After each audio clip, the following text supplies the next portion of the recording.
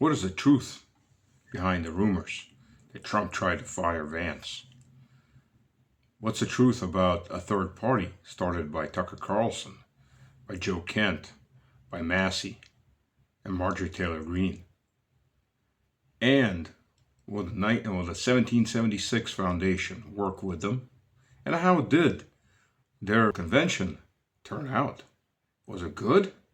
Was it interesting? Find out more. Come, let's explore this together with Robert Barnes, who, by the way, is the head of the 1776 organization. Let's find out what really happened and what we have in store. Ladies and gentlemen, welcome back to another episode of The Other Truth. Back with us is Robert Barnes, the one and only. You can see the Bourbon Barnes back there. There's a sign. His bottle collection's gotten expanded too since last time. Exactly.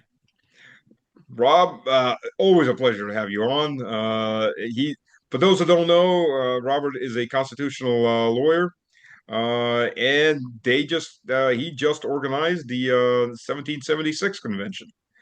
Yeah. How did that go?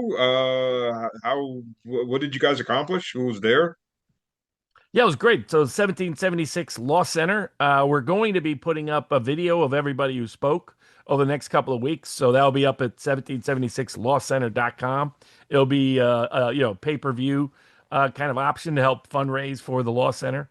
We support a range of causes: food freedom, medical freedom, financial freedom, political freedom here in the U.S. that are underrepresented cases and causes in the courts of law and the courts of public opinion, and with various lobby efforts with the executive and legislative branch at the local, state, and federal level. So this was the second conference that we did, and this one we got Alexander McCorris came in from London, Alex Christoforou came in from Cyprus, Larry Johnson came in, Jim Webb came in, Daniel Davis came in, Rich Barris, People's Pundit, the pollster, he came in, Chase Hughes, who studies CIA psyops, he came in. Greg Hartley and Scott Rouse of the Behavior Panel, they came in on body language and how to interpret it, understand it, and better communicate with it. Dr. Bowden, who's on the front end of medical reforms and medical freedom in the country. She came in. She's one of the cases 1776 supports. The Brooke Jackson, the whistleblower against Pfizer, she came in. Viva Fry came up. So it was a great conference, great attendance. Everybody got to sort of interact with one another. Some people, a lot of them aren't ever at a particular, they're not invited to the, conventional, they're not invited to the Aspen conferences or the institutional think tank conferences or all the loser conferences. It was an opportunity for them to, hang out for the weekend. Had a dinner at the end of it. So Jack Posobiec came in and took it all in. So and there's a wide range of attendees. There are people from different parts of the government that were there. Thomas Massie's some of his key people were there. So it was good. And I think for next year, a lot of them will be coming back. And then we're also Joe Kent may be coming in, Marjorie Taylor Greene may be coming in, Thomas Massie may be coming in, Tucker Carlson may be coming in. His brother Buckley Carlson was going to come down, couldn't at the last minute. And a lot of them were thinking about coming down this time. They ended up meeting in Maine for their third-party ideas. Yeah, that did. But yeah, it was a great conference, great attendance, a good fundraising opportunity, and it was great for all of them to get to speak, get to meet, get to interact. And it was about 12 hours of video of content that we're going to be putting up there with interviews going into it. Alexander McCorris talked about being held hostage as a 6-year-old in Greece because of his because of his family's political prominence, kind of like the George Washingtons of Greece. And I've got to ask him about that. I didn't know about that. Yeah, during the coup, basically, as a 6-year-old, he was held hostage for a year. So Alex Christoforou's father was a ambassador all around the world. Mhm. He was when Alex was a kid. He was in young teenager. He was in Moscow when everything went after the wall had fallen and after the Soviet Union was dissolving. So he got to see the change in live time. Just walking around the streets of Moscow. So he was telling some of those stories. And everybody else had, Jim Webb, Daniel Davis, Larry Johnson, always, great stories. And then Rich Barris went into depth into what the polling data really shows, the appetite for a new party, new movement in America, how it's growing. Dr. Bowdenbrook Jackson, what's like to be a whistleblower against the medical establishment in the United States. And stay The alive. Yeah, exactly, correct. And all the things they've had to deal with, all the obstacles they had to overcome, why it was still worthwhile, regardless of whatever consequence comes to them. So yeah, it was great, and a lot of people got to interact. There was a mother there. One mother, her son was at the camp in Jordan when it got hit. Oh, He happened by coincidence to be walking around outside. Said they didn't even recognize the weapon when it was coming in. They thought it was something else. Uh, and and basically the interceptors didn't. I think it's now public. They launched 50 Patriots to try to intercept what was whoa, coming whoa, in. how many? 50, 50 50. just in a single Holy night, crap. and it still didn't work. It was the main reason why Trump walked back his galactic attack plans was that has shooken him up badly. The fact they couldn't protect those troops even in Jordan, and there was over 100 injured. And many of them severely injured in ways that they're going to be showing up on the fatality report later on. But then another mother, her son was one of the sailors on the ships in the Gulf, and was talking about how terrible the conditions were. That he had lost 30 pounds. And Wow. it wasn't like he was 300 to start. You're talking about going from 180 to 150. And so the conditions were terrible. Food was terrible. The morale. There's been an attrition of morale of American soldiers over there, and they've just been hiding it and covering it up now for months. That's going to play into Trump's ability to extend the blockade. It's gotten public just about the Abraham Lincoln, but what's on the Abraham Lincoln it's not as bad, but it's a comparable set of problems throughout the whole region. I'd heard from other military members who needed legal advice. I won't get into what the legal advice was, Yeah. but they were just basically describing difficult conditions throughout. The morale is just at a record low. You have people that when they get out, they ain't rotating back in. Oh, yeah, I'm sure. And so the conference was great. Tons of interesting people. There was a lawyer there that does specialized business for Russians in the U.S. He was talking about all the different, crazy things they've had to deal with over the last 4 years, and trying to navigate the various sanctions and the rest. And so he had an interesting story. He was originally from Russia. So it was just the people who came as guests were fascinating to get to interact with. Everybody, the whole crew hung out the whole day. So, often for conferences or conventions, people just go up and speak and then disappear. They hung out with everybody. They wanted to see everybody else speak. They wanted to hang out with each other. They wanted to meet the crowd. We had we had put everybody in revolutionary uniforms, and then we made little trading cards. So they were signing those. So they all be Alex Christoforou looks like he walked right out of the original Odysseus. I mean, he's got that Greek-based look. And Alexander McCorus looks like an old school general. But the most badass was Larry Johnson. Larry Johnson looked like he was like Stonewall Jackson, ready to take the wall. But yeah, everybody had a great time. The alert, got a lot of intel and information, not only in terms of what was displayed, but got it from one another and got it from other people who were there, who had a range of contacts and connections. I think that the Alexes did not fully appreciate the degree to which there's a wide range of people with influence in the U.S. that follow them on a regular basis. I Hmm. mean, part of the reason why Jack Posobiec came down was to get to meet them in person, because they're not commonly in the United States. And I think that was a pleasant surprise for them Yeah, and then yeah. they develop new sources, people that can give them intel and information about what's progressing in the U.S., what's happening behind the scenes, what debates. I think, well, what they got personal confirmation of is what I'd been telling them, but they got it from direct sources. Is how much there is still an ongoing robust debate within the administration. There's still a range of people who are trying to restrain the bad impulses of the Israel lobby and where Trump has gone over the last year. They've lost out a lot of the policy debates, but that hasn't stopped them from continuing the debate. And they value tremendously the independent information that they and others give, because then they can refilter that back through the administration as a counterbalance. and at least some of the time, it does have a restraining impact on what they're doing. Particularly for Vice President Vance, who's able to filter it through others, but also people like Undersecretary of Defense Elbridge Colby and so forth. So yeah, it was a great conference, great attendance, good fundraising, great to meet them all. They're all good people, which is nice, right? Well, sometimes you meet, people that are prominent at some level in the public. And I remember I met Dave Rubin once when I interviewed with him live.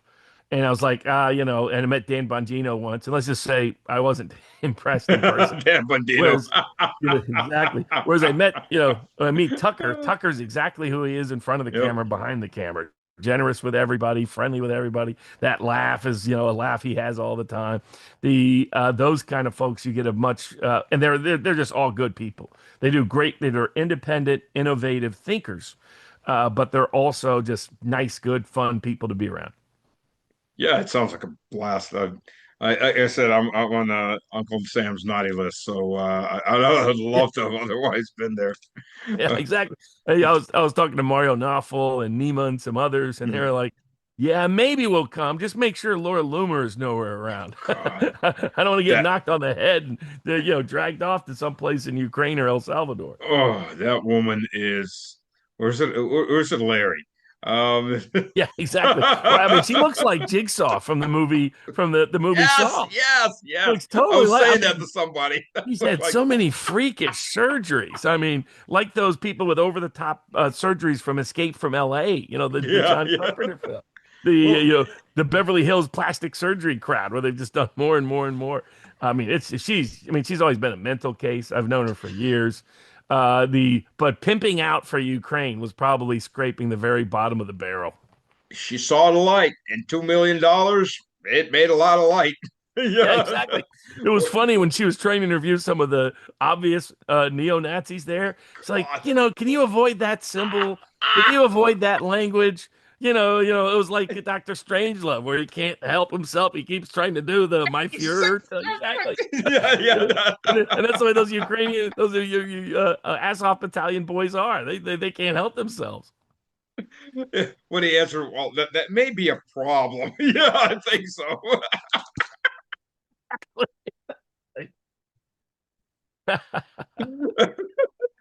Oh, Yeah, somebody's gonna cut out that little part of video where it's just the beer's flying.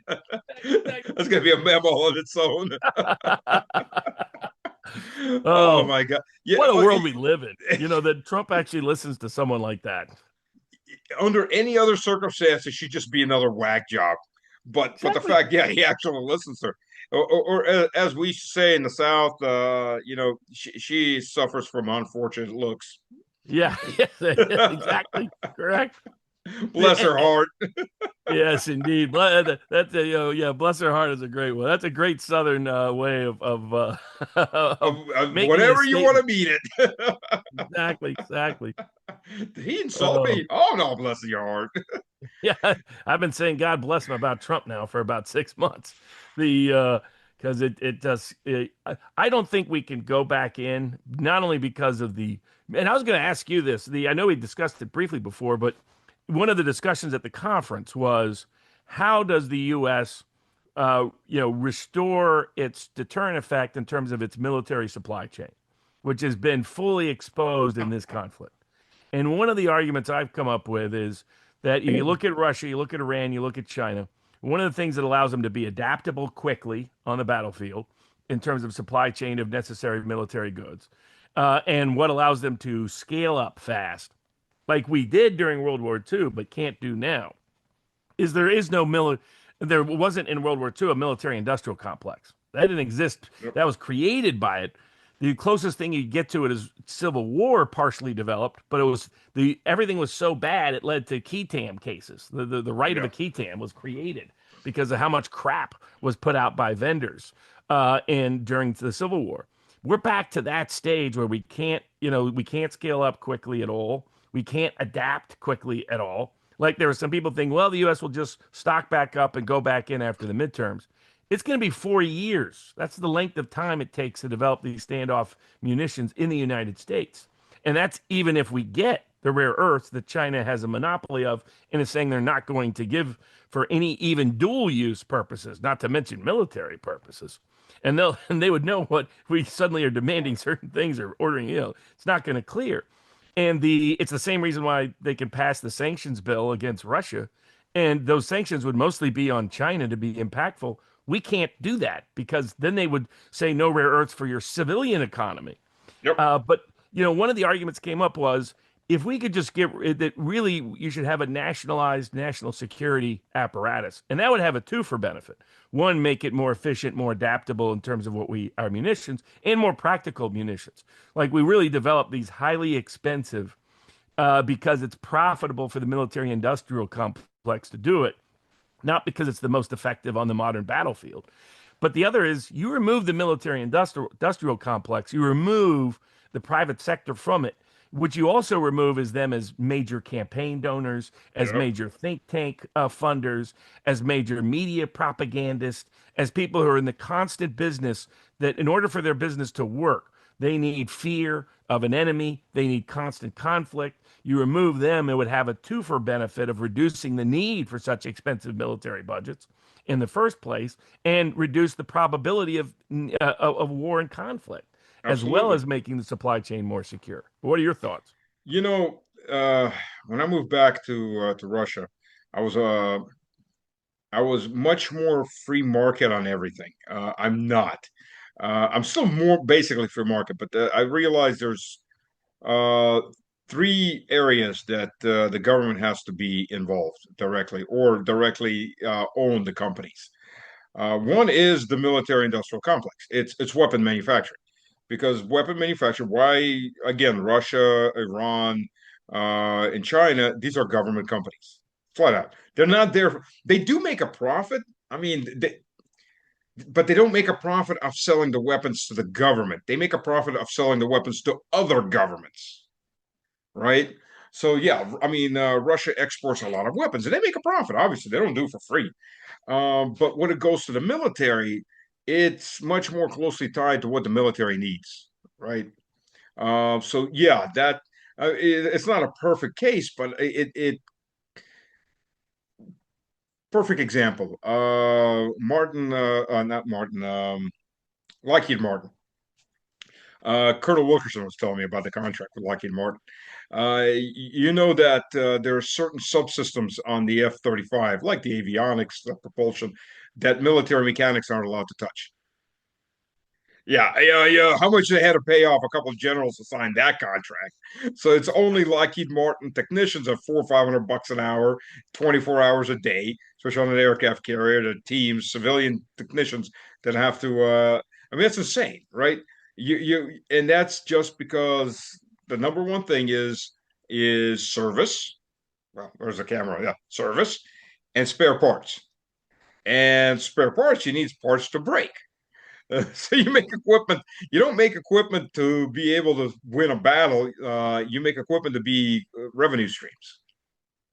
Well, in fact, it's exactly like there's a movement in the United States called Right to Repair Mhm. because John Deere and a bunch of these big companies have made it illegal for you to repair your own goods. So that Really? you, yeah, so that you have to use them to repair it by putting intellectual property labels on it.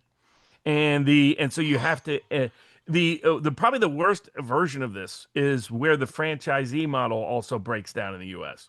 So people have heard over the years they'll go to a McDonald's and the ice cream machine's not working. And they're like, how in the heck do you not have the ice cream machine work? Well, it's because the service for the ice cream machines is not allowed to be done by the franchisee.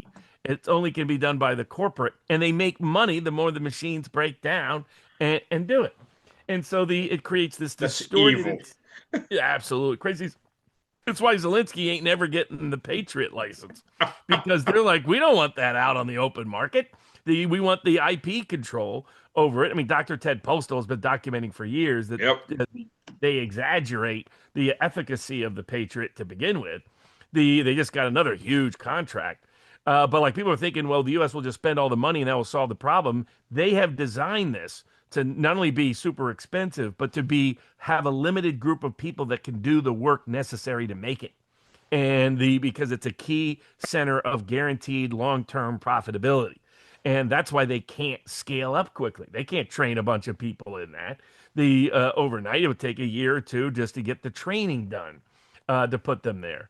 I mean, and it's a problem that's just systemic to our entire military supply chain that currently is on full display because of the stupidity of trying to wage war against Russia and Iran at the same time. I mean, they're lucky China really doesn't want to grab Taiwan because they figure they could probably incorporate Taiwan in the future Yep. diplomatically, just because of the deep economic dependence Taiwan has on China. Oh, Uh, and e- ethnic too. I mean, at Oh, the oh, end of the day, exactly. they're Most Chinese. Taiwanese are Yeah. Chinese. Exactly. The and so given that we're lucky because they could take it now without a problem. I mean, well, the other irony is Marjorie Taylor Greene was talking about this with Daniel Davis, was that a lot of the military industrial complex wants these wars to show off their weaponry. But I was like, this has been an embarrassment. Both the Iran war and the Ukraine war have exposed how ineffective all of these weapons, all these wonder weapons, game-changing weapons were supposed to be. It's just constant humiliation at the lack of efficacy. Yep. And we'll see. I mean, Turkey wants to build their own F-35s, is what that's all about. Why do you The want an F-35? I mean, I seriously. don't. You look at a lot of them. It's the older generation that was actually more effective for those conflicts than this so-called great new generation. Oh yeah. I mean, somebody with like what was it, Manpad took down an F-35 in Iran. I mean, something that was supposed to be impossible to take down. Hello, dear friends. Just want to remind you, if you like this video, or you like what you hear, click like, subscribe if you haven't subscribed yet. Send it to your friends. Let's grow this channel. Maybe we can finally hit it up to 100,000. That'd be a good round number for the summer. So let me know. Leave some comments and give a thumbs up. So look forward to seeing you in the next video. Cheers. Yeah. The And so you just see, I mean, Iran has done like even more so than the Ukraine-Russian war. The Iran war has really exposed the disparity. You have a country that's paying a penny on the dollar for their defense of what we pay, and they're much more effective at meeting their needs than we are at meeting our Yep. military. The other two things I've come to realize that either needs to have extreme government control or ownership is energy, oil. Maybe even if they're private, but it has to be controlled because if the energy, because without energy you don't have an economy. Right. So if the energy sector of the economy is sucking up all the profits, you murder off the rest of the economy. That's not good. And the other one that really is big banks. Uh, Mm. Little banks, what they're in the small town, village, whatever, no problem. But the big banks, something like a Glass-Steagall Act has to glass not Glass-Steagall, Less Siegel or something like that. Siegel. Glass-Steagall, Glass Siegel. That's it. Yeah. Steagall, Yep. Glass-Steagall Act. Great act, and that's something that has to be in any country that wants to have any kind of sovereignty. And those big banks that do the playing on the stock markets, they have to be controlled because what you've got in the U.S. is just basically a raider state that's just destroying everything itself and everybody around it to for big capital. Yeah. You Exactly. I know mean, we got private equities busy destroying almost everything here in the U.S. exactly. And it's probably what's interesting is that I was listening to a podcast today with some investment folks. Jeff Snyder was interviewing Ben Braid, and he was talking about how that what might trigger pop the U.S. equities bubble, particularly the AI connected part of that bubble, but just the equities bubble in general and the credit bubble, and lead to a major credit squeeze, a GFC style event in the U.S. Credit liquidity. It may be the Japan, everything connected to Japan because of how much liquidity it was providing through Oh its yeah. carry trade, how much bonds that they have, if they suddenly dumped a bunch of U.S. bonds, it'd be a major problem. The irony is the real reason, while there's fundamentals that have made Japan's economy weak all the way through for the last 40 years or so, going back to Richard Werner's book Princes of the Yen that detailed how that worked, where the globalists came in and convinced the Japanese central bank to gut their own Japanese economic revolution. But the other is it's because of the oil prices coming out of the Yeah. Gulf. It's like you can Yeah. manipulate it all you want. Japan is paying, a buck 20 a barrel, and they got they're 100% dependent on what's coming out of the Gulf. They're not getting it at the level they need to get it at, such that they have to jack up the prices, and the consequence of which may be to blow up ultimately the U.S. economic system. Oh It's yeah, just an yeah. indirect way in which this war has ramifications you couldn't contain. This wasn't like any other recent U.S. war in that the economic catastrophic consequences were so extraordinary. It's geopolitically rewriting the Middle East as we speak. Oh, In absolutely. Pakistan and Turkey and Saudi Arabia doing that deal. Pakistan providing the nuclear umbrella, Turkey providing the army and the manpower, and Saudis providing the cash. Like people were worried it was a coordination against Iran. I was like, that doesn't really make sense. I was like, this is a coordination to divorce from the U.S. This is the beginning of the building of an Islamic NATO that our military bases are not considered reliable for safety or security, but instead are a big target. I will give the Emiratis credit. They went from being gung ho on the war to every day shipping in gold and dollars in those planes that only land for 30 minutes in Tehran. They're delivering just cash after cash after cash. Please don't bomb us. Please don't bomb us. Please don't bomb us. After all their censorship efforts failed, they were able to censor domestically all the damage being done, but they ain't sending all that money over because there was no such damage done. Right. And you don't need to censor in the first place unless major damage is being done. Some people that have escaped the Emirates recently, met up with people like Suleiman Ahmed and others and started showing. They're like, we couldn't show this. We all go to jail, but it was a disaster. We were getting hit every single night, and the interceptors weren't working at the efficacy that they claimed, and that's why they cracked down so heavily. But I mean, this war is going to rewrite the globe in so many ways, and will go down from just a geopolitical perspective. I think Mearsheimer's right, as probably the greatest American disastrous conflict in American history. Well, in its own bad way, it may lead to that final crash that you need to reset the system. Because Yeah, the exactly. unfortunate part, people are like, oh, we can vote our way out, and I don't think you can vote your way out of the U.S. system the way it is now because it's just so damn entrenched. I Well, I think think, that's what Tucker and Thomas Massie and Marjorie Taylor Greene and Joe Kent are coming up with is it's got to be a third party alternative. And historically in the U.S., the third party movements have been the descent valve right, for people to still, within a democratic means, get the reform that they need of their government when the party system as it exists is failing them. So Thomas Jefferson formed the first really kind of independent third party movement. Then Andrew Jackson did. Then Abraham yeah, Lincoln did. And those three ended up becoming dominant parties and taking over true, the political system. Then you had the populist movement, the Granger parties, the Greenback parties in the post Civil War era. Then you had the Socialist Party. You had a bunch, you people like Eugene V. Debs and Norman hmm, Thomas. You had people like Wendell Willkie who ran you had people, not Willkie, but Father Coughlin, who was going to run with Huey Long. And those movements forced them to adopt really sort of labor New Deal policies like Glass-Steagall and others right. through the 30s. So even though they didn't take over the political apparatus, their ideas had to be adopted by one of the two major parties for those parties to survive and for that third party movement to not take over. And then you've had everything, from Strom Thurmond and Henry Wallace and George Wallace and John I remember Anderson and Ross Strom. Perot. Yeah, yeah, Ross for Boss Yeah, and Ralph Nader. And then really the latest example, this is Robert Kennedy. Him yeah, running as yeah. an independent is what gave him political capital to make Maha even a thing. And to get into the cabinet. So I think politically that has been an effective valve for expression of dissent. And then legally, I've represented a bunch of them over a quarter century, and on paper it's very tough. It's incredible. There's always more presidential candidates in Iran and Russia, two countries that are criticized by the U.S. as being anti-democratic, than there is for Americans to vote for president, which tells you everything Oh, about come how. on. Country of I, 300 million, and the best you can choose is Harris, Biden, or Trump. I mean, yeah, seriously. exactly. Well, Genetically, there's nothing better, 300 they million. limit the options deliberately. And in fact, as third Yeah, parties have grown successful over time, because like we didn't used to even have state control of the ballot.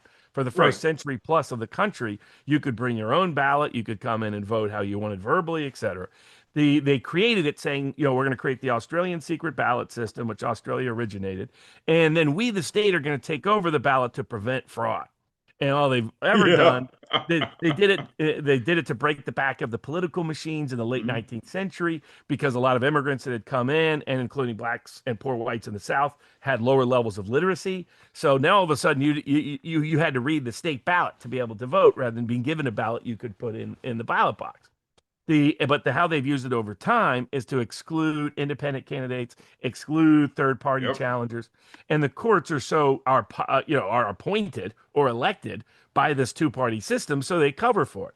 But constitutionally, when the courts are honest, and when they'll be honest whenever there's enough political and public demand for that third party or independent candidate, because they don't want the world to know what fakes, phonies, and frauds they really are. And so they'll admit it violates our First Amendment. Your right to express yourself, your right to associate, there's a right to vote that is established under state constitutions that is applicable in various federal elections. So you aggregate those together, and what you get is a effective legal check on their ability to impose these rigid rules to prevent ballot access when you have a popular person. And I'm going to help draft the legal strategy for Tucker and crew to show them it's not as hard to get a third party as they think it is because of the way you can legally challenge it and constitutionally contest it. And the appetite for it, it's what Richard Barris detailed at the conference, is the highest level in American history. Already just out of the gate, either a Tucker, Thomas Massie, Marjorie Taylor Greene, or Joe Kent, you can put any of the four on there, get 20% of the vote for presidency of the United States. And that's without them campaigning. That's without putting together a platform. That just shows you how the majority of Americans now, it will be probably within a year or two that Americans will self-identify, an outright majority, as independent and not belong to either party. And they may lean towards a party, but even that lean is weakening and diminishing. The number of people who say, I'm independent and I don't feel anything in common with either party is the highest number it's ever been in U.S. political history. So I think that is going to be the best last chance to restore and reform the constitutional republic without it just completely failing. You just answered the next question I was going to say. I was going to ask whether you and are going to be working with Tucker and Ken and Joe Massey.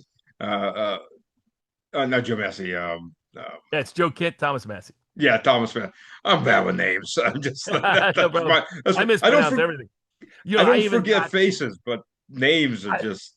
and for some reason I'll get certain like prominent people flipped. Like I was on the Duran once and I confused Catherine with Elizabeth. And I was like, it was Elizabeth that spelled no down. I was like, hold on a second, that's a different one. Powerful woman. That's all I remember. From the 18th century, 17th century. But you get the sense. And what's amazing too is what like someone asked me recently. I do these hush hushes at Mhm, vivabarneslaw.locals.com where I do alternative narratives, conspiracy theories, and mhm. I discuss what it would look like if it was tried in the court of law or a court of law like institution. And someone said maybe you should do alternative histories, like what if this, what if that. And it was like there were so many opportunities to Oh fix yeah. things with Iran. There were so many opportunities to separate from Israel lobby. There were so many opportunities on Russia that have just been completely blown for 20 years. That you go back and really just if Trump had kept his deal on Anchorage, that was a very generous deal for Ukraine, for the Oh West. yeah. It was basically just the four oblasts that had already been voted as part of the Russian Federation in Crimea. And they would still have Odessa. They would still have Kiev. They would still have substantial regions with resources east of the Dnieper. Now they're going to be lucky if they even have Kiev. Odessa's going to be Yep. gone. Their Black Sea coast is going to be gone. Everything east of the Dnieper is going to be gone.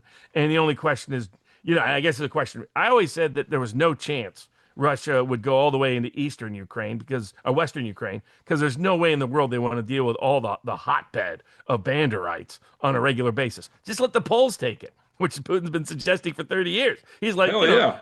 because he remembers how much of a nightmare that region created for the Poles. Bandera was in prison because he killed the Poles, it wasn't Yep. because he Yep. killed Russians initially. But I could see them taking back Kiev. I mean, Oh, it's a Russian there's so city. many historical, ancestral, religious sites of significance and importance. Mhm. and just let Western Ukraine be a rump state, or join Poland, or let Hungary take a piece, let Romania take a piece, and let Poland take a piece. Yep. I think that's probably what works best for the safety, security of Russia. What do you think? Absolutely. I fully agree. I absolutely fully agree. So it's the Poles are more vicious than we are when it comes to the banderites. That's Yes, yes, they go are. for it, boys. Have at it. Yeah, I absolutely agree. Listen, well, two quick questions. One of them totally side because we're talking about Dubai. Abu Dhabi has oil. Dubai has uh influencers. Do you think Dubai is going to be around as anything, even a shadow of itself in the next 5, 10 years? I am curious. I After all mean, this, if they cut a deal with Iran, then there would be no safety risk. Then I could see them still being Dubai, that they could go back and recapture that. But if they don't have a permanent peace with Iran, then I don't see Dubai being sustainable. Because who wants to go to that little, fake desert? I mean, it's a desert, but fake ocean and all that jazz. yeah, I've been there. Yeah, Yeah, exactly. I've never, people are always pitching me to go to Dubai, and I was like, why? And of course, I mean, it is truly Sin City. It is Sin oh, City in a way Vegas it never yeah, was. I yeah, mean, yeah, yeah. the things. I mean, yeah. Let's just say there's a recent If you one. got the Certainly, money for it, yeah, yeah. yes, correct. I mean, the stories that come out of there are so wacky and sick. And the But models that go and do what they do, yeah, oh, it's like the jeez. center of perversion, really, for the world. While they were trying to pretend to be, make believe combo Vegas and Monaco, really they were the more disturbed version of that. Oh The yeah, and yeah. then it was a favorite place for criminals to try to hide out and stash their cash and all the rest. I think the What do you UAE mean just was? I think it still is. oh, still, yeah, I'm sure it still is. But who wants to go to a place that could get bombed on any given night? You know what I mean? So I Right. think the only way you remove that risk permanently is you have a peace deal with Iran, and that really means you need to scrap the Abraham Accords, right? Yep. Because you can't do both. So I think otherwise, I think Dubai will fade out. Dubai was always so artificial. Like Singapore, Switzerland, Monaco, they had longer histories, they had local connections. There were reasons to believe they could sustain themselves in ways Dubai never was. Well, Singapore has a lot of industry. I mean, I used to go Exactly. to Singapore often It's a enough. diversified economy. It's the Right. center of Asia. It's right next to China, where if you're a Chinese billionaire and you want to have a little extra cash outside governmental control, that's where you stockpile it. Oh, the amount of money that's I was told by I went to one of the casinos and they're talking about the amount of money that the Chinese billionaires drop. 10 million in a night lost. Not Yeah. a big deal. Well, I finally I used to play like limit poker, Mhm. the where rather than no limit, you had a max, and it was like two-thirds of the table would be Chinese Americans, and like they would get angry if you actually played like real poker, because to them it's almost a spiritual experience that you're seeing if the gods are blessing you with luck. That luck is not luck or like a random event. Luck is the deities are blessing me now. And once I understood that it had like this spiritual component, that's why they love horse racing. The biggest horse racing in the world is in Hong Kong. Then I understood. I was like, okay, gambling is in the blood at a whole different level in China. And I mean Macau makes twice Yeah. 2x what Vegas made for Oh people like yeah. I mean Miriam Adelson's no longer in Vegas. I mean all of her cash comes out of Macau. That's what I've The heard. Yeah, so I mean, she's got a little. I mean, she's trying to develop one in Dallas and Texas and stuff like that. She owns the Dallas Mavericks now, along with some other things. But the big money, what And puts off all CNN. the exactly what puts off all that cash to buy all the politicians in America comes from Macau. Which was always an interesting dynamic because it was something China could just turn off the spigot anytime they Mhm.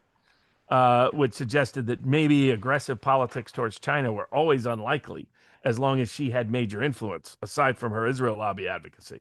So I think that, yeah, but yeah, I think Dubai, at least, I mean, the Emiratis were so gung ho to start this war. I thought they were Oh just yeah, doomed. yeah. But now that they're just bringing in piles of cash for the Iranians, it's like, okay, maybe they'll dodge a bullet. Don't beat me, please. Speaking Yes, of which, exactly. dodging bullets. Um, okay, so I've heard this, and I want to know if this is the truth. Trump tried to fire Vance. No, he was asking people if he could. There was some I'm legal thinking way that Trump he could. never read the Constitution. We'll Yeah, just yeah. begin with that. I mean, this was happening in April, in late March and early April, when everything Trump. I mean, like Trump didn't just predict and believe that the strait wouldn't be closed, the Gulf states wouldn't be hit, that the Iranian government would collapse within 4 or 5 days. What's interesting is how much it parallels Russia. That Iran being diplomatic over the last several years misled the West into a sign of weakness, much as like Putin trying to be diplomatic all the way through misled the West into thinking Russia was weak. Yep. He literally told people that Iran was a paper tiger and would fold in 5 days, even though his own Tulsi Gabbard said that's not going to happen. Dan Kane said we don't have the weapons to sustain this more than 40 days. The Vice President Vance said that's not going to happen. Said that they will close the strait, they will hit the Gulf, and he would mock them.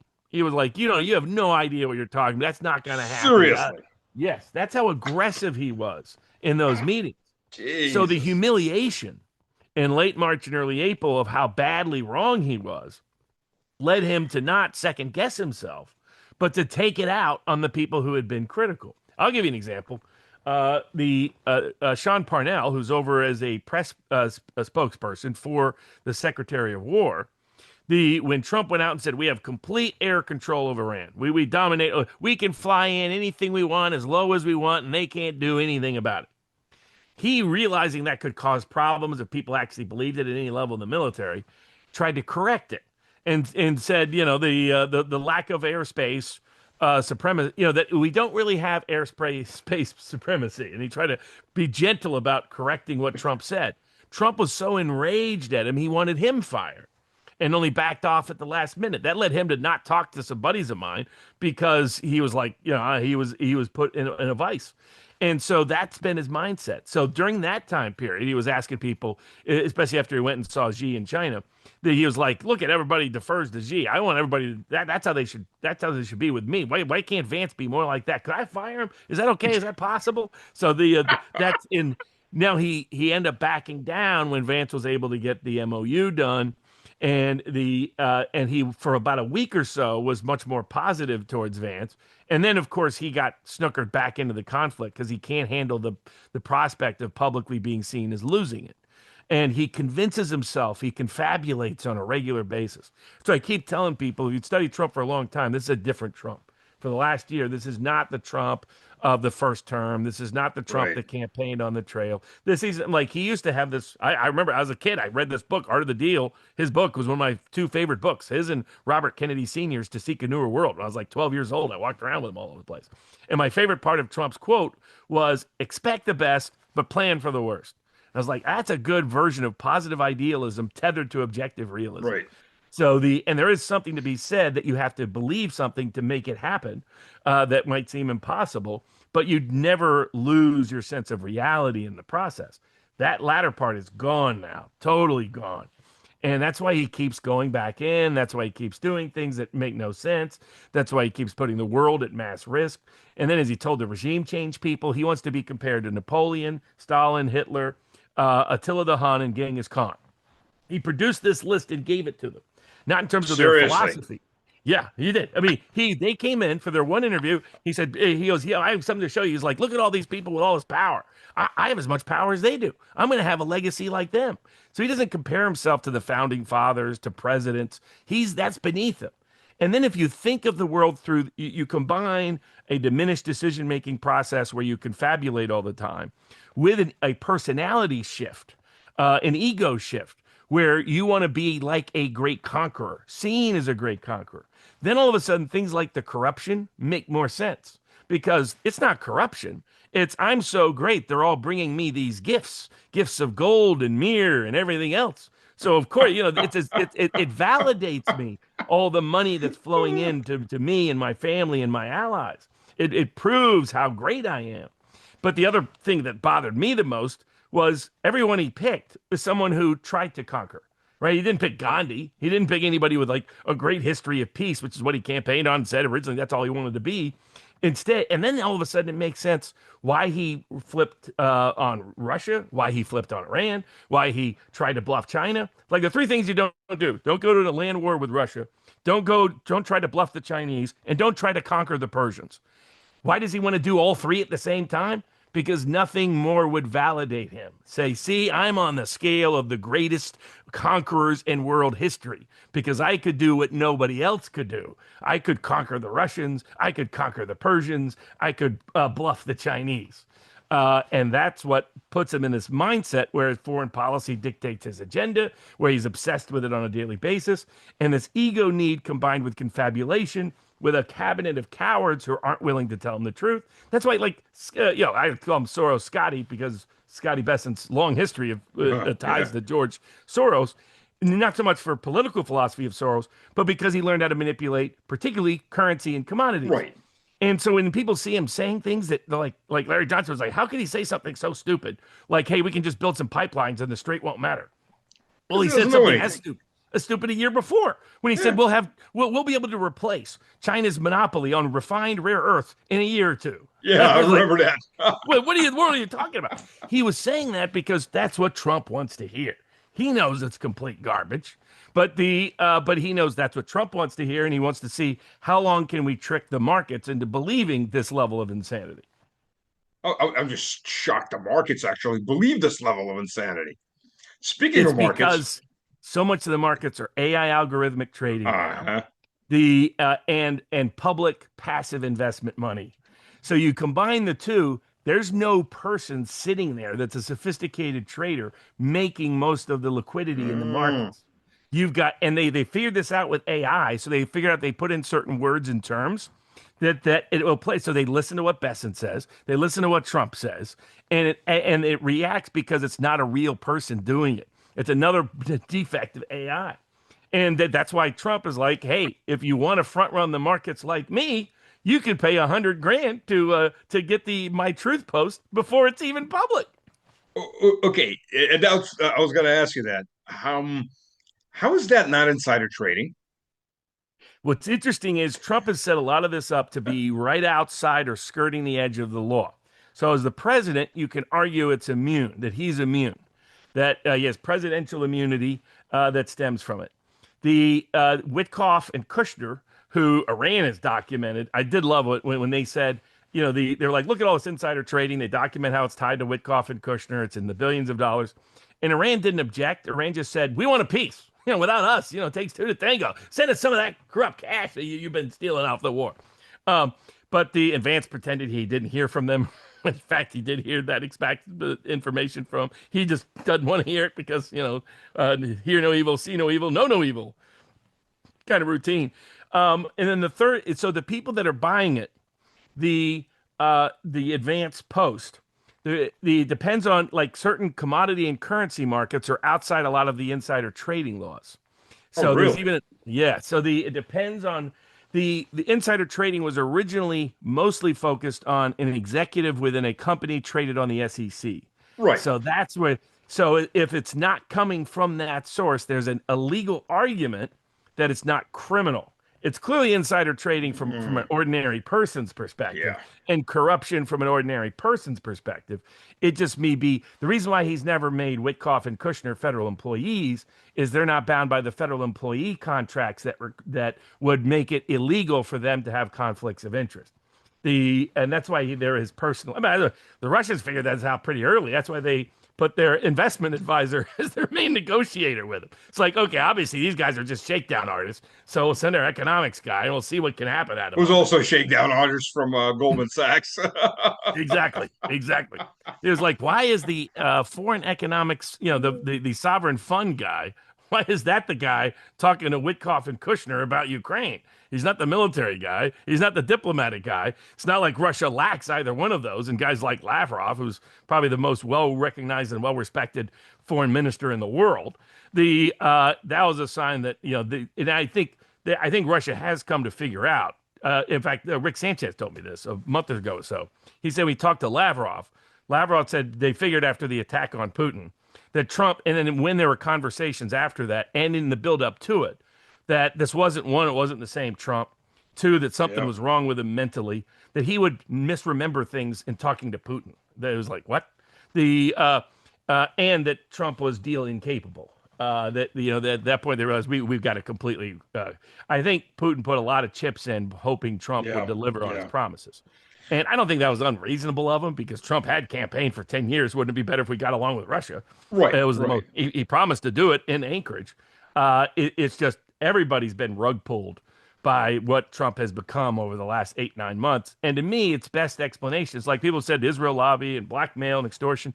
I'm like, that doesn't explain all these things. That doesn't explain Russia. That doesn't explain China. That doesn't explain Venezuela. It doesn't explain Cuba. I was like, there may be some aspect of that, but from people I've talked to, that isn't his driving factor. His driving factor is this huge ego need to be validated and his confabulation on a regular basis. I mean, when he starts building 50-foot golden statues in the middle of his library, that should have been a sign to people this is not the same Trump as 2 years ago. Um, are the priest of Jupiter going to come in there and bless the 50-foot statue? Well, he had the 20-foot version on his golf course, blessed by a combination of Jewish and Christian religious leaders. And then he talked about them building a statue to him in Caracas, and next is going to be Havana. And the fact that Americans in some parts of the media still think that Marco Rubio, I had someone tell me the other day, he's the greatest Secretary of State in history. It's like he's one of the worst. Seriously? He's literally got no deals done of any kind. The wars have gotten worse every time he got anywhere near it. He's banned from even visiting Russia or China unless there's special exceptions made. I mean, the two major geopolitical nations we need to deal with. It's like it's just nuts. But it's basically the administration has just collapsed because what Trump built for loyalty became cowardice. Right. So there was no check there other than that in Vance. All the other checks, Tulsi Gabbard gone, Amaryllis Fox gone, Joe Kent gone, Michael Anton gone. So all you've got left really is, and Vance sporadically sidelined. Sometimes they'll bring him in, then they'll push him out. Then they'll bring him in, then they'll push him out. And so Vance is the only check on any of it. And now after he rug pulled him in such a public way on the Iran deal, there's no reason for the Iranians to trust. I think Iran will now go to just behavior. If Yeah. you withdraw troops from, if you get all of your troops out and all of your planes out, so there's no risk of imminent attack, then we'll open up the strait a little bit more. If you get your blockade out, we'll open up the strait a little bit more. If you get your release, do sanctions relief and get some money in our pockets, we'll do a little bit more and a little bit more. I think Iran is still restrained a bit. That if there was no blockade and no risk of imminent attack, China, the global South, doesn't want that strait to stay closed. Right. And that's what some of us have told, but that's what Vance has told the president. We just end the blockade. And if we just reduce our troop level, which we need to do anyway because of the bad state of mind that particularly our Marines and sailors have right now, the morale is at a record low for a U.S. military presence, now been detailed with the Abraham Lincoln. But I'd heard that story before, but that just confirms it. Those bases haven't ever served a productive purpose other than be a risk for the countries that are there anyway. A And for threat our to soldiers Iran, there. basically. Correct. And the hit on the Jordan air really shook up Trump. And that's when they came back, when Kane reminded him and Vance reminded him of the problems of the lack of offensive and defensive supply to do a standoff conflict. Because we can't fly planes right over because Trump is paranoid we'll have another hostage crisis take place, like almost happened earlier in the war. Then he doesn't really have a kinetic option. Yep. And he knows that. So he keeps convincing himself what the latest pitch was. And I was encouraging this for people to make the pitch was tell Trump their economy is so bad and totally collapsed that, he can just declare victory, come home, and they'll probably build a statue to him in 6 months in Tehran. Play to that side of his ego. Just get it back out of there. Did he just say that? He said it originally. Yes, that's what's being fed. But he keeps the blockade. It's like, oh, God, take out the blockade. Get our troops out of there. Because they're sitting ducks. I mean, Iran it's amazing. We've turned Iran into an effective hardline regime. Oh, By yeah. putting the most it's like what we did with Russia. We took Russia's army was solid, but it wasn't really up to snuff at the beginning of the 2022 conflict. It's now a hardened, disciplined military machine. that's now going to take all of what's useful in Ukraine. And Iran, we took up kind of a moderate, an Ayatollah that liked to write poetry for crying out loud. And we've turned him to the guy who is at 27 years old became head of the IRGC in the middle of the Iraq-Iran war, Yep. who is who's built for this sort of hardcore realism necessary to really execute an Iranian defense strategy and rallied the whole country to a hardline position. I mean, it's some of the most incompetent decisions in foreign policy in American history. Well, look, if you listen to Americans, well, not to Americans, but to the people in D.C., the worst thing that could happen is Russia and China are going to be close allies. So now we're going to proceed to beat Russia and China Yeah, to make sure they're close allies. And the more exactly. closer they get, the more we're going to threaten them both. So it's like, What's amazing, Elbridge Colby worked all this time to finally become Undersecretary of Defense, future Secretary of Defense. And his grand plan was twofold: separate Russia from China, get a real detente with Russia, sort of recreate Nixon going to China to separate it from the Soviet Union, but do it in reverse, and get all out of the Middle East. That was his two-for strategy as to how you could have a stable containment of China from a geopolitical Mearsheimer style perspective. And it's all been blown up by Trump, the man he's working for over the last 6 months, in ways that are probably irreversible. yeah, you're right. I started talking. I guess by May, well, not even May, probably April or March of last year, I was saying on Russian television too. It's like, look, because it was verboten on Russian television to criticize Trump, so I don't get invited that much anymore because I kept criticizing Trump. Because look, I mean, the man flat out, you could tell the man was degrading hard just by the way he talked. Right. The Trump in 16 and Trump in 25 were just radically different people. Sentence structure, sentence length, choice of words. It's the most brilliant to do this. Like, what? He sounds He like a he 12 falls year as old. he falls asleep. I Oh describe him yeah. as he's basically as the ego, emotional self control of a 2 year old. And you see this actually with like like I have an autistic nephew. He'll Mhm. even know it's on coming because his executive filter in his brain just doesn't work correctly. So he'll know that he's going to have a thought that's going to lead to an emotional outburst, and he's trying to stop it, but he can't. Trump is basically that same executive function of his brain is the same part that's diminished. And that's why you get these toddler outbursts and toddler style memes and toddler style language. But you're absolutely right. He's much slower in his speech now. Yep. He slurs words in ways he never did before. He used to be obsessed with pronunciation, the way he would Yep. verb. His brain can't even work where he can do that consistently now. And then, I mean, he dozed off again. I mean, he dozes off in every meeting, right in front of the cameras. He dozed off during the during the Lindsey Graham funeral. I mean, he'll just doze off anytime. He'll just start dozing off, or he'll start, I think I'm going to play with my Tic Tacs now, like he did in the middle of the Lindsey Graham funeral. I mean, it was just, it was just wild. So I think like you've noticed Melania Trump has backed out of a lot of like she was very active with him in the first year. Yep. Yep. Now, like even the second White House the press event he went to, which is what led him to run way all the way back when Obama made fun of him in 2012. He never forgave Yep. he never forgave that group nor Obama for what happened, and this was going to be his revenge. And Trump used to be very good comedically. People can Mhm. go back and look at the roast in 2016 where he and Hillary, and he was just hitting it one. He said Hillary came up to me right beforehand and said, "Pardon me." It was just like little joke after joke after joke. Yeah, It's I've, over I've I've brutal. actually got a clip on it on my phone from Yeah, exactly. 2016. Yeah. It was great. Whereas this one was a disaster. He didn't have a Yeah. single funny line. I mean, you could just so the old Trump just isn't there anymore, and because the people around him don't have any incentive to either be honest to him or be honest about him externally because they have such a sycophantic relationship with him. Like Hegseth loves running around saying Trump says I'm from Central Casting. I'm from Central Casting. That's not what I want in my Secretary of War. I'm from Central Casting. So that's the kind of mindset you have with this combination of grifters and losers. And consequently, things are, but for Vance, but for Kane, but for some of the military colonels on the ground, this thing could have got much worse than it currently is. hopefully the realities stay enough with the sober part of Trump's brain, or they successfully convince him delusionally that the best super genius strategy would be to get out, and that's how he could really declare victory. This will linger on while the global economy just sits right at the edge of the cliff. You think it's actually going to stay at the cliff? I think it's heading at It's least for the Europeans, it's heading right off that cliff. it would be Martha and so Louise.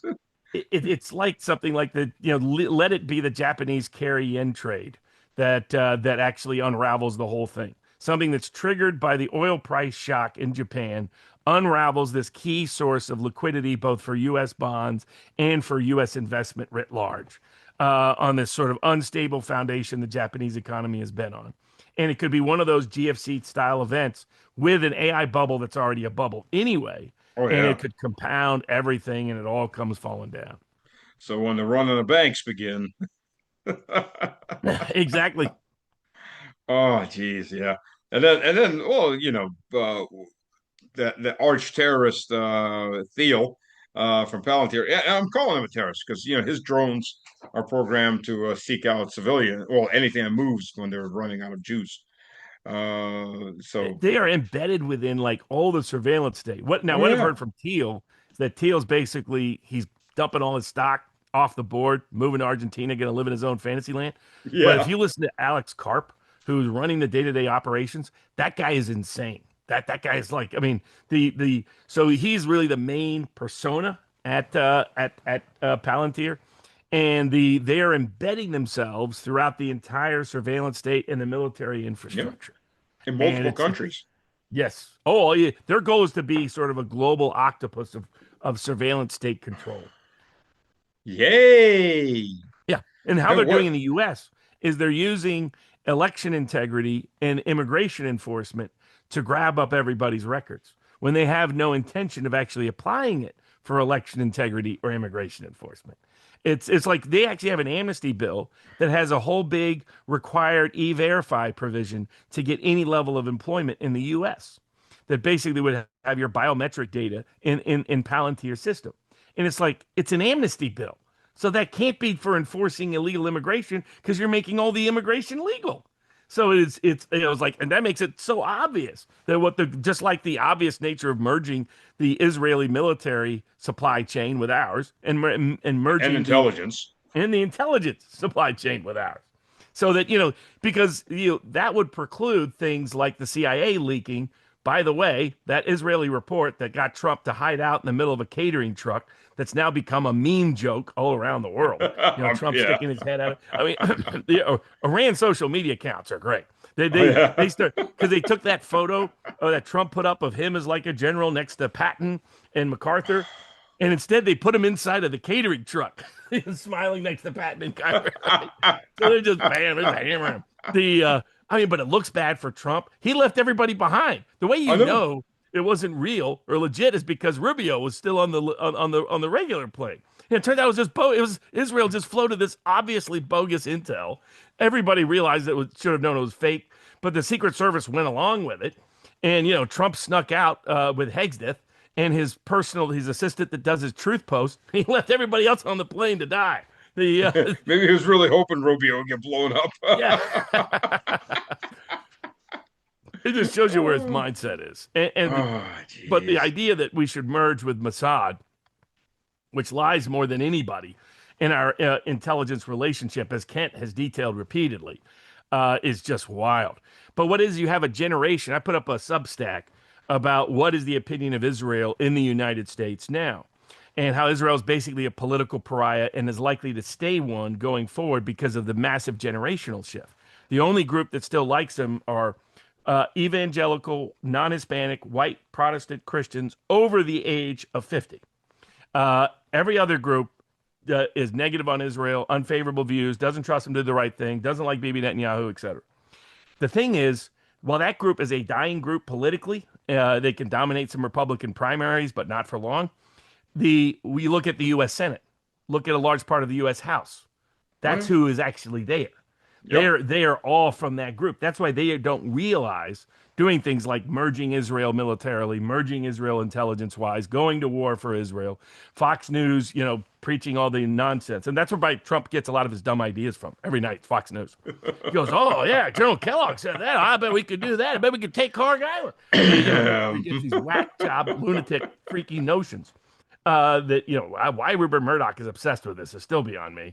But basically politically, the future of American politics is going to be whoever most successfully runs on divorcing us from this special relationship with Israel, saying we need to be on our own, make our own decisions.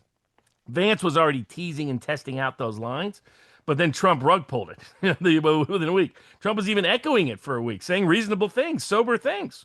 Like, hey, it's really their money, so we can't hold it forever. All these sanctions policies actually backfire on us because it undermines the use of not only the U.S. dollar, but more importantly, the financial rails upon which the whole system functions. I mean, think about SWIFT. Pulling out SWIFT 10 years ago would have been really powerful. Now Yep. it's not going to mean much of anything in two-thirds of the world. Yep. Because China and Russia have developed their own economic systems. These were suicidal acts. In the name of shooting them, we shot ourselves in the head. And I think it's only going to keep going that path unless there's going to be a course correction. The question is in what form it comes, because I think the Democrats won't be able to help themselves, won't be able to deliver. I was making this argument with Congressman Ro Khanna, who's going to run for president, who's been good on the Iran war, been good on the Epstein files. But I was like, how am I supposed to trust Democrats, or how are anti-war voters supposed to trust Democrats when you guys want to go to war with an actual nuclear power? Like Iran just wants to be maybe wants to be a nuclear power. You want to go to war with Russia? It's like that's more insane. That's where I think that the Tucker option, if the Democrats get in at any level and fail, the appetite for a third party is going to be off the charts in the United States. Oh yeah, yeah. There was a meme where they're talking. Why are we attacking Iran? Because they have nuclear weapons. Okay, so why aren't we attacking Russia? They have nuclear weapons. Yeah, exactly, exactly. Are you crazy? I mean, it's multiple levels of insanity. But somebody will tell us 5, 10 years from now, if we end up out of the Middle East, we end up with some détente deal, we end up divorcing from dependency and codependency with Israel. They'll say it was really Trump's 8D chess all along. It was the only way he knew he could do it. He had to screw up so big that was the only way he could get us out, Barnes. It was QAnon all along. I know some people would say that. Yeah, Definitely absolutely. believe it. Honestly, as long as we're out, I don't care. Have any interpretation you want. The Iran war has exposed the problems of the military-industrial complex, the problem of our Mideast wars, the problem of our overdependence on Israel, and why we need to be focused at home, not abroad. And it's brought the issue home in a way that's more palpable and stronger than ever before. If you wrote down everything that's going on right now and sent it back 10 years ago, they wouldn't even accept it on Saturday Night Live. Yeah, exactly. Yes, It's a yes. satire on satire has become reality Oh at a yeah. level that is just wild to witness. But hopefully we somehow survive from all this. At least we haven't gone completely off the cliff. We've just tinkered with what's it like to be right next to the cliff. Yeah, you're watching the pebbles fall off the cliff Yeah, right beside exactly, your front door. exactly. Hmm. That's the only upside at the moment. Yeah, it really is insane. I mean, it's beyond insane. You could make this stuff up. I mean, quite literally, Well, the other Clancy thing couldn't make this stuff up. I know. The other thing it's clear that we're doing is, I mean, we always use Ukraine as a place of human trafficking, Right. bioweapons development, money laundering. We added arms trafficking and more money laundering during this conflict. But it's clear they're using a lot of the Ukrainian types as an Operation Gladio, stay behind army, Yep. Yep. domestic terror operation, kind of like what we did with the Cubans that came out of the Batista regime, Hmm. uniting them with organized crime in a global place. Because they're showing up in India, they're showing up in Iran, they're showing Yeah. up Yeah. in they're showing up parts of Mali, they're showing up in parts all around the world. And Syria, it's like, Libya. Yeah. exactly. We're creating a go-to terror army The that's just going to be a prop because like Operation Gladio, for those that don't know about it, there was a Yeah. left behind army to fight the Soviet Union, and they turned into all kinds of domestic terrorism Yep. Yep. in India, I mean in Italy and the Netherlands, and they tried to keep a lid on those stories for a while. But it you know All it's European non-Warsaw Pact countries. exactly. And then what happened is they got a little bored in the 70s and the Yeah. early 80s. And they started doing like terror events, disguised as something else. We're doing like high-end robberies connected to the Vatican, connected to the Masonic Lodge #2 in Italy. I mean, it was all these that they kept mostly a lid on. It would come out 5 years or 10 years or 15 years later. But this is just a bad idea to give these kind of people money and arms. The Well, they overthrew the king in Greece and set up the dictatorship of the colonels. They tried to murder de Gaulle and his Yes, family. over Don't and take that over and very over again. personally. Yeah, Yeah, exactly. he, Yes, he correct. he he went over. He worked them over pretty well. I mean, he left a lot of Yes, corpses behind him. He took that very seriously. You know. correct. I remember John Kennedy being shocked that it was going on, not realizing our own CIA was connected to it. Yeah. Yeah. It was the beginning of his sort of red pilling as president of the United States. And why he came to realize we've got to disperse the CIA to the wind. It had become too powerful. Harry Yep. Truman's greatest regret was signing the NSA and CIA laws. Well, Eisenhower warned about it when he was exiting. And it's problems that have only gestated and gotten worse. And to a degree, the Cold War kind of kept a lid on it to a degree. The end of the Cold War, now that we're adapting Israeli style execution and assassination policies, is going to backfire on the West. I mean, it was like the West being shocked when Putin said, okay, from here on out, anytime you take any of our ships, we take one of yours. yeah. And they're like, what? Hold on, what? That can happen? Yeah. It's like, what You, world you, do you you people can't live in? do that. I know. It's like, it's unbelievable. There's a reason. There's a very good reason why countries don't assassinate the leaders of other countries. It's not because they're humanitarians, because they don't want to get whacked themselves. Exactly. It was a That's detente. It was the detente during the Cold War. We don't yeah. kill your leaders. You don't kill our leaders. To get away from that is insane. And then to see like the Trump of fight, fight, fight is that's another sign of how gone he is. The guy that almost gets murdered and does fight, fight, fight. Now, when he hears a ridiculous Israeli intel story that maybe they're going to try to fire at his plane, he says, "Hide me out in the catering truck." You know what I mean? Like someone did a version. Another meme was Trump and inside. All you see is the catering truck, and you hear "fight, fight, fight" from inside the catering truck. I mean, this is Yeah. humiliating. Hexus was probably cool, another adventure. Yes, exactly. He's like an 8-year-old. You got a Yes. two-year-old toddler mindset in the president, and you got an 8-year-old as the head of the Secretary of War. You remember Pee Wee Herman? Oh yeah, yeah, yeah. You remember the tight suits Pee Wee Herman wore? Yes, yes. Yeah, look at Hexus. That's true. I That's saw true. him walk out there. It's like that's Pee Wee Herman. He gets a huge ego boost from Trump calling him out of central casting.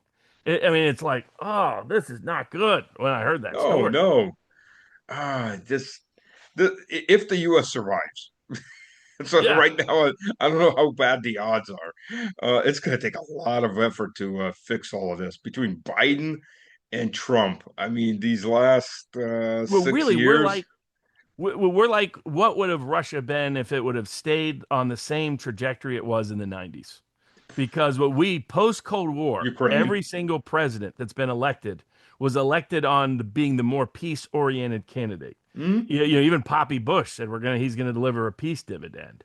The Bill Clinton was so Vietnam War protester. That was supposed to be controversial, and he's going Yeah. to be the more peace oriented guy. George W. Bush, we're not going to be the world's policeman, unlike what Al Gore is doing.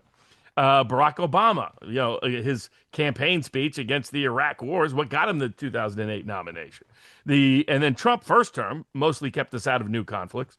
But then Biden, you get Ukraine and you get the collapse of Syria and you get Gaza. And then Trump, you get the combination of all these things.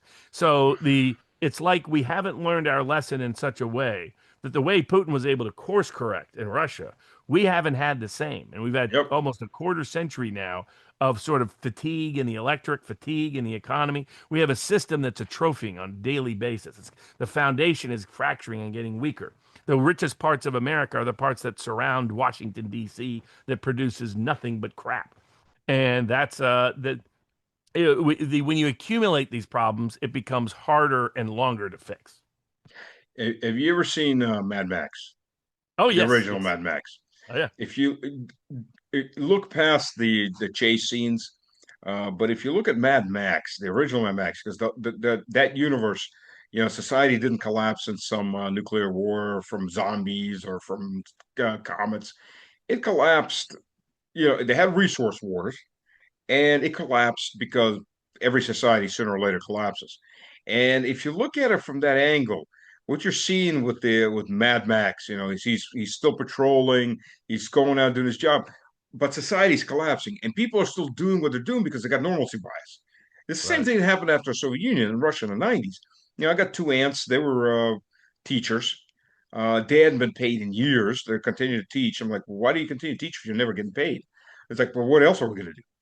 And people are Right. trying to grasp on to whatever reminds them of what it used to be, right?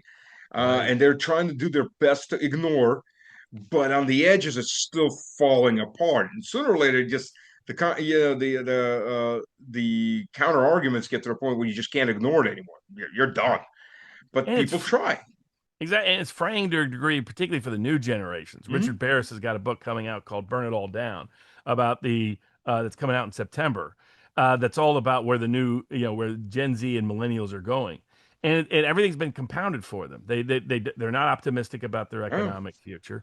The A lot of them are, the rate at which they're living at home, at which they're not getting married, at which they're not getting kids. Many of them are not even dating because the dating apps here created this sort of harem culture where you had 5-10% of men dating a third of the women. And all you and then with young women on social media with Instagram caused a huge spike in anxiety, depression, yep, psychological yep, disorders, self-harm, self-mutilation. The also delaying when and if they have children. These are societal. This is society fracturing at its yeah. foundation. You have an economy fracturing on its foundation. You have a political system that's completely disconnected from those concerns and issues. And sooner or later, either we reform it from within the system or it all falls down. Yeah, yeah.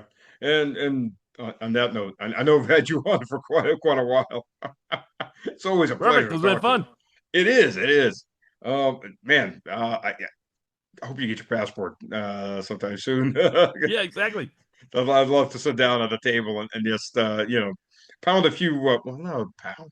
Sip our way through a couple bottles Yeah, of exactly. something nice and whiskey like. Precisely. That'd be great. That would. Tell Tucker hi for me. Will do.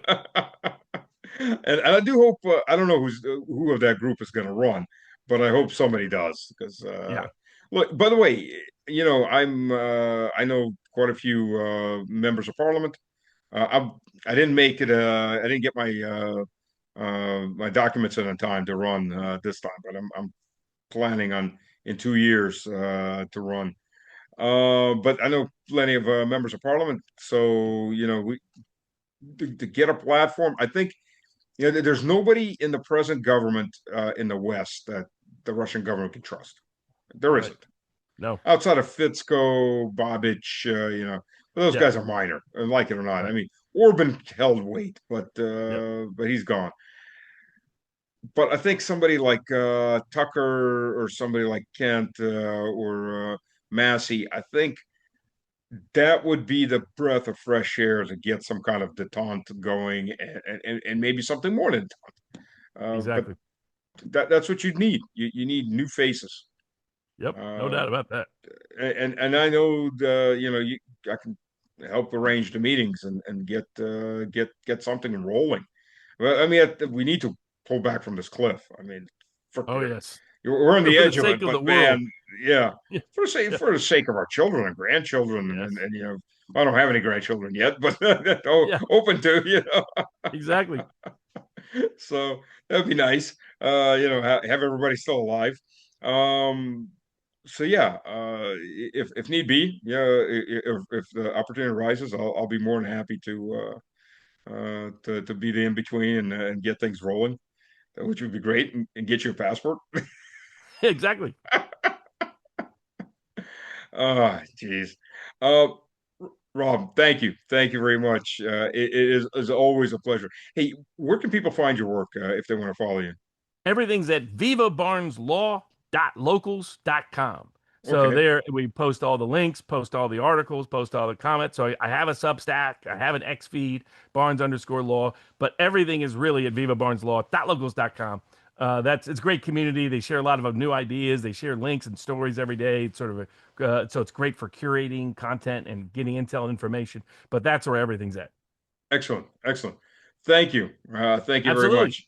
Everybody, Thanks, man. thank you for joining, and we'll be back soon.